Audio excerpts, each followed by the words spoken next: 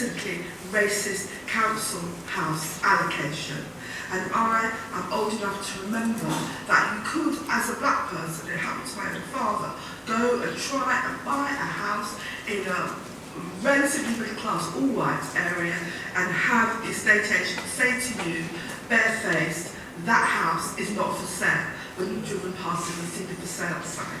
If communities live separately now, we need to look at some of the institutional racism in the housing market and in the way councils allocated their housing stock before we start complaining and criticising the groups concerned.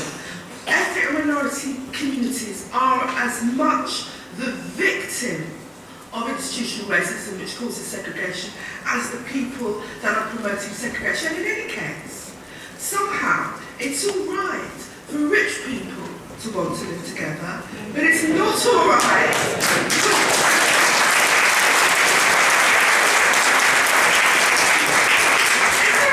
for rich people to live together, but it's not all right for poor people whose skin happens to be a different colour to want to live together. The attack on multiculturalism is so dishonest.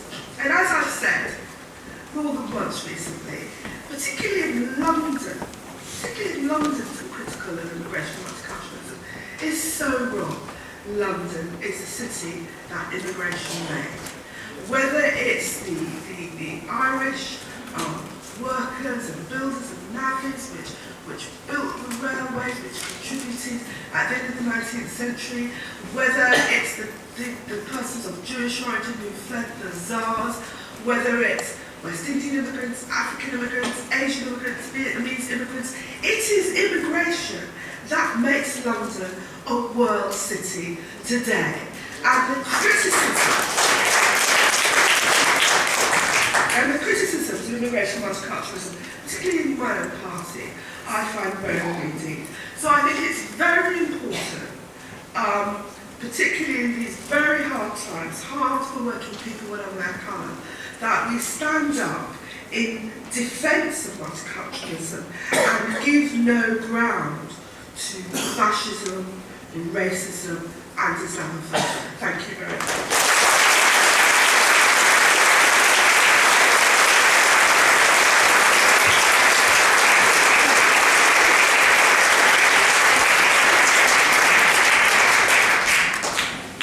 Thank you, Diana, for all your work in challenging all the political parties against going down the easy route, but wrong route. Our next speaker is, as well known, I believe, Ken Livingstone. Sadly, no longer London Mayor, but still a long-standing and vigorous campaigner against racism, homophobia and bigotry.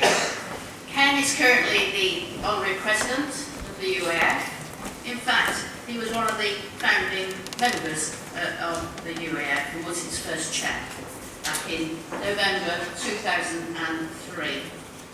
And I'm sure all of us, particularly from London, will recall that as Mayor of London between 2000 and 2008, he promoted such a positive agenda on behalf of all the community living in this fantastic city. Very pleased to welcome you to say a few words again. Well, thank you. I really want to pick up the discussion on multiculturalism, because there has been a real assault on multiculturalism. If any of you look at the outpourings from the Policy Exchange think tank, which isn't really a think tank, it's a way in which Tories fund campaigns without having to pay tax on it. And was initially run by Nick Bowles, who's now an MP, but was Boris Johnson's principal advisor. Is regularly quoted by David Cameron, and of course the dreadful Melanie Phillips in the Daily Mail. And this assault on multiculturalism is, I think, a real undermining throughout Britain and the rest of Europe, the work of people trying to unite communities. And there's nothing new about this. In 1906, the front page of the Daily Mail headline was, "Jews bring crime and disease to Britain." And if you track the Daily Mail over the last century, it's moved from the Irish to West Indians. Currently, we've had a long run of Islamophobia in that paper. I'd say beginning to move much more onto Romania and Bulgaria, who in January had the right to come here to seek work. And this is, we're suddenly ramping up the Romanophobia, I suppose we'll have to call it. But the real issue about this is the legacy of what it does in the way people think. After Anders Breivik had killed so many people in Norway, the former Prime Minister of Norway warned David Cameron that the things he said about multiculturalism, his attacks on it, fed the thinking of people like Anders Breivik. And if you look at Anders Breivik's manifesto, it is littered with quotes from the Daily Mail and from Melanie Phillips' book Afghanistan. This is the danger. It isn't just that it's unpleasant, it fuels the thought of mentality that leads the far right to actually take life.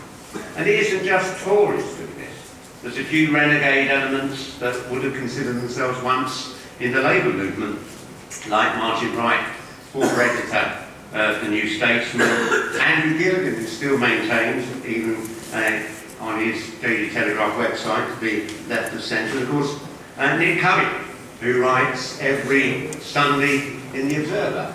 And I just follow this stuff, and it gives a legitimacy to the right. Nick Covey was denouncing those of us on the left who defend Islam and oppose Islamophobia a few weeks ago, saying, where were they in the campaign against the genital mutilation of women in the Muslim world? But actually, go back to the days of the GLC. It was the GLC's Women's Committee working with feminist groups that led the successful campaign to make genital mutilation illegal in this country. They were at the forefront of it at that time. A couple of weeks ago, there was an interesting column by Cohen Muckin linking George Galloway and myself with the atrocities committed in the War of Independence in Bangladesh in 1971, broadly implying we were helping to cover all of this up because of our past. Well, at the time, George Galloway was doing his A-levels, and I wasn't even politically active, but was collecting. I just got on Lambeth Council and was much more interested in collecting newts at the time rather than being involved in a civil war in former Pakistan. But that drip goes on to demonise anyone who's currently opposing Islamophobia. I suspect we can find exactly the same attacks against people who are standing up to defend the Jewish community a century ago here. Let's never forget that other interesting line from the Daily Mail. As Hitler started devastating this, what led to the extinction of half the Jewish people on the face of this planet, the Daily Mail's line, the Jews that brought it on themselves. So we take no lectures from the right about what we should now be doing. Why has Islamophobia become so prevalent though? It's quite interesting, and I'm sorry those of you who think conspiracy theorists are all mad, sometimes we're right. With the end of the Cold War, America's military-industrial complex faced catastrophic reductions in spending. And a new enemy was needed. In exactly the same way that the military-industrial complex had fueled the Cold War to create the market for their products. Now they needed to find something to justify the continuation of that level of spending. And still today, America spends more of its wealth, half of all military spending on the face of this planet comes out of the United States of America. It's a vast part of their economy. And therefore they had to have a new enemy. And Professor Huntington produced that book in 92 or 91, A Clash of Civilizations. And we said, with the end of the Cold War now, we're looking forward to a clash between America and China, or America and Islam. Luckily for China, they're not an oil-producing nation, and so the overlap between Islam, broadly Muslim countries, and the great centre of oil put them in the front line. But when we come to look at the events that led to 9/11, and you look, what was the fuse that lit that? We now know, because one of the few good things to come out of American politics is that most of their stuff gets declassified and leaked, whilst most of our nasty secrets remain always hidden away here in the UK. We now know that in May of 1979, the CIA and the Department of Defense went to see President Carter in the Oval Office, and they briefed him that there was an increasing fear inside the Kremlin about radical Islamists in Afghanistan, that they perceived this was a threat. It could lead to all those parts of the former Soviet Union which had Muslim majorities being destabilised or demanding independence. And the exact words they put in Carter was, if we start funding the Mujahideen, if we give the Mujahideen arms, Russia will invade, and it will be their Vietnam. Carter took that decision that summer. Arms started to pour into Afghanistan, and of course inevitably it led, as expected, to the Russian invasion. In the years that followed, the CIA put hundreds of millions of dollars into funding the Mujahideen, and the Saudi royal family put hundreds of millions of dollars into funding Osama bin Laden's wing of that armed struggle. The bombs, the destruction of the towers in 9/11, and the bombs that went off here on our underground in a bus in 2005, the fuse to that conflict was lit over a generation earlier by that decision. And what we've got to do is expose that. And you've got to actually challenge where we're going on this. As Diane said, this stirring up of hatred that we now have, because immigrants take our jobs, take our homes, the constant theme, whether it's Jews 100 years ago, or whether it's Muslims now or Romanians next year. That isn't the case. The reason we had a housing crisis in this country is because for the last 30 years, the Labour government and the Tory governments failed to build council housing, good homes.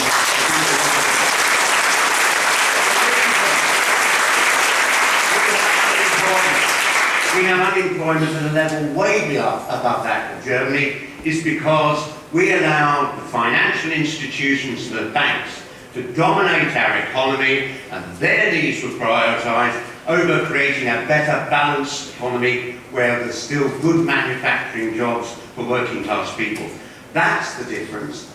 And in Germany, where the banks were never allowed to have that power, they are still the second largest exporter of manufactured goods.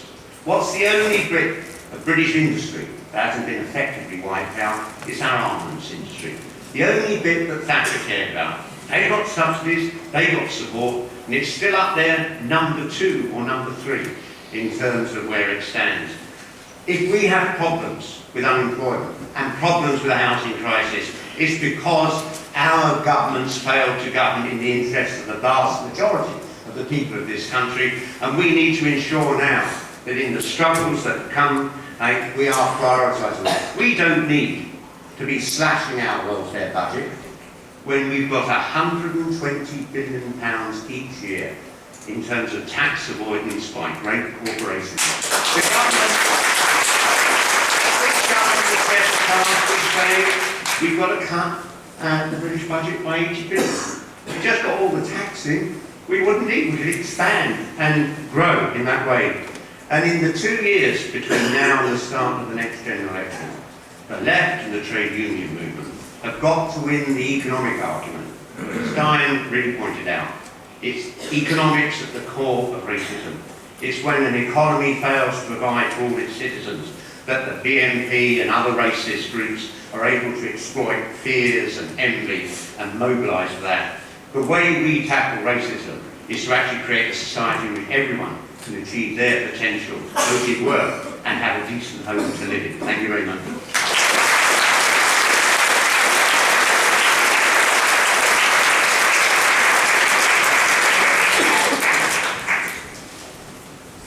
Thank you. Hasn't Ken just demonstrated London Mayor, or indeed any mayor or politician everywhere. Just before I introduce our next speaker, I have unfortunately to relay the apologies of someone who was due to be speaking here today, Simon Sentane from the Stephen Lawrence Charitable Trust.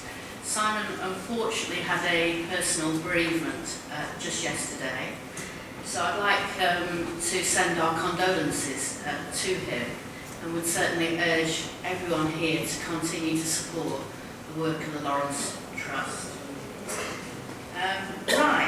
Our next to last speaker now is a good friend of mine, Christine Blower, who's the General Secretary of the National Union of Teachers.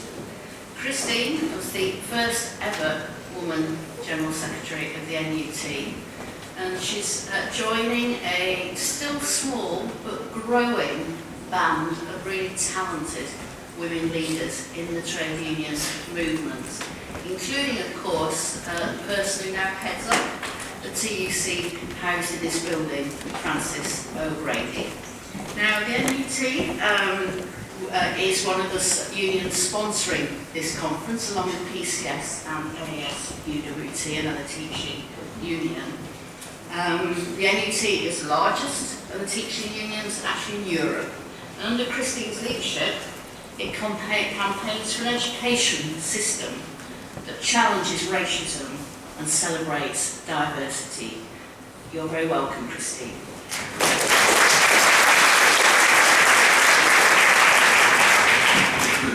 Comrades and friends, I'm sure that very many of you know that whilst we're meeting in here and planning all of the things that we need to continue to defend our communities against racism and fascism, many of our number are also on the streets in Manchester, and I'm sure this meeting sends solidarity to them.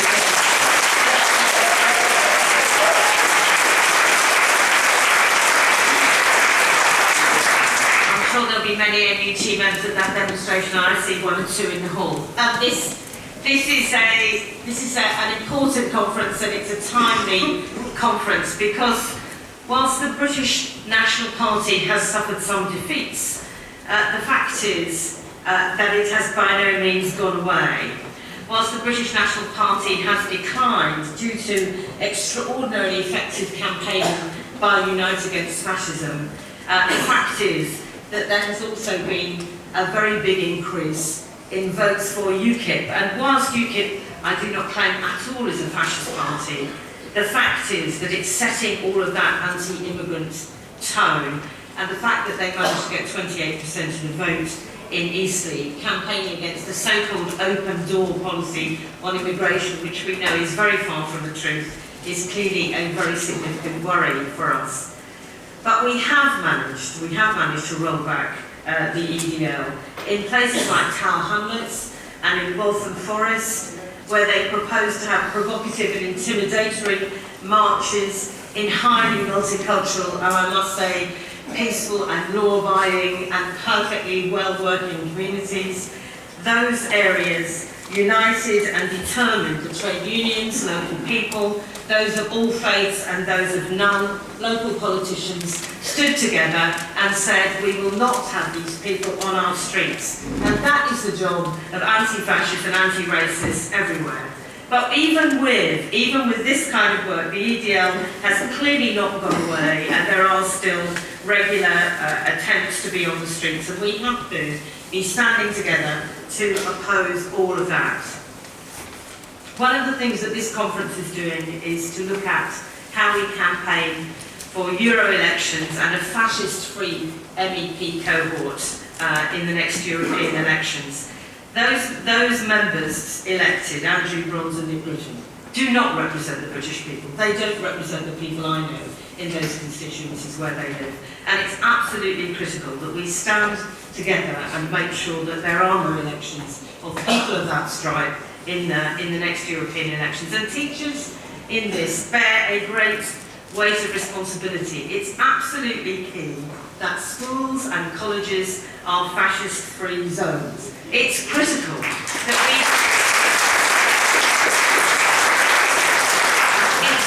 that we in school are able to work with an anti-racist and anti-fascist curriculum. It's therefore incumbent on all of those of us who work in education to draw people's attention to the history curriculum which is currently proposed. It is not a history curriculum, colleagues. It's a chronicle of the British people. It's not history. It's not the kind of thing which will lead to young people who are able to bring critical thinking to bear and be able to problem solve and see the big picture. It's not about education. It is frankly about indoctrination. I'm bound to say, I don't very often quote the Brontes in my speech, but I'm bound to say I last week visited the Australian Education Union, and in the foyer to their building they have a quote from Charlotte Bronte. It says, and I may be misquoting it, but the essence is there: "The roots of prejudice are much harder to unearth from soil that has not been fertilised by education." And I think that's absolutely true, and it's absolutely the job of teachers and lecturers everywhere to make sure that we are able to work, as I say, with an anti-racist and anti-fascist curriculum, and that we are able to say everyone is welcome in our schools, everyone is welcome in our classrooms, and we must make sure that everyone in our schools and classrooms feels safe to be there. Colleagues and comrades, one society, many cultures isn't just a slogan. It's the reality of our society. It's not just a framework in which we want to work. It is how we work. It is the basis of the kind of society in which we can all be free to be ourselves. It's probably true that many in this room believed after 1945 that we had rid the continent of fascism. But now we are seeing and continue to see and have seen over the decades the rise of neo-Nazi groups, and not at levels that we haven't seen in a very, very long time.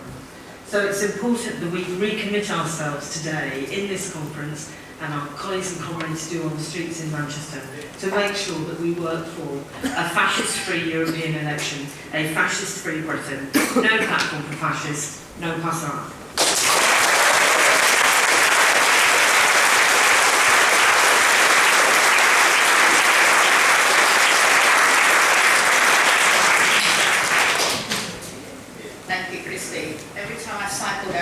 Street and see that fantastic mural that features no pass around in the East End, I should think of you. Right, our last speaker, but by no means least, is one half of the dynamic duo, which I think now is your label. Wayman Bennett, Joint Secretary of the Unite Against Fascism, a very long-standing campaigner and an officer of the UAF since it was founded. And one of the reasons why the UAF has actually been able to build support right across the political spectrum, not just in more obvious parties. So, wait, finish us off.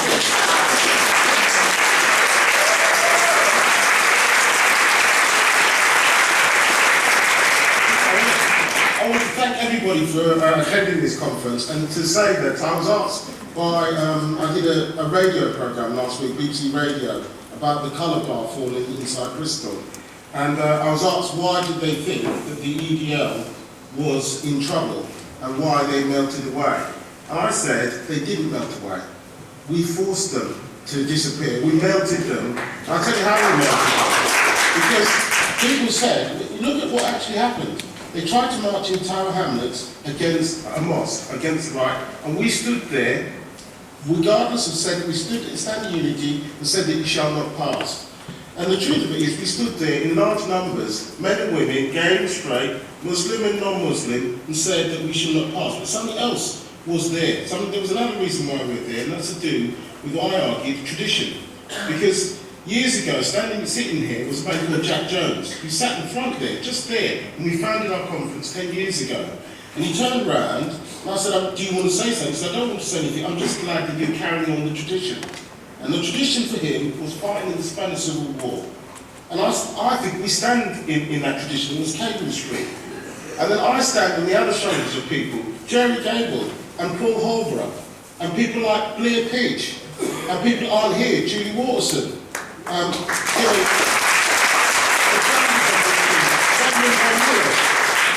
These people that actually contributed, and what we mean by that, because I was asked, why is there a Unite Against Fascism in this country? It's because there's a tradition of saying that they shall not pass, and that people that shape that and change that are the people in this room. When I look around this room, I see Luton, I see Walthamstow, I see all the places in which the fascists have tried to march, and why we've exposed them. I remember when they were Newsnight, Cameron Robinson was introduced to Newsnight as the representation of working class people.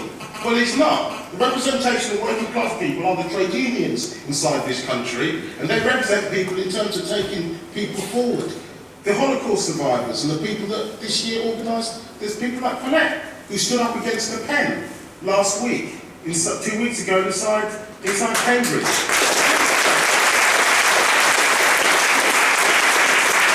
And make that link in terms of the tradition, in terms of we stand in tradition, but something else. That tradition works. People have said that no platform, the best thing to do is to allow other people to speak, and then they'll be able to shape things. Well, I'll tell you what happens. Look at France. They don't have a no platform policy, and who do we get? We get Le Pen.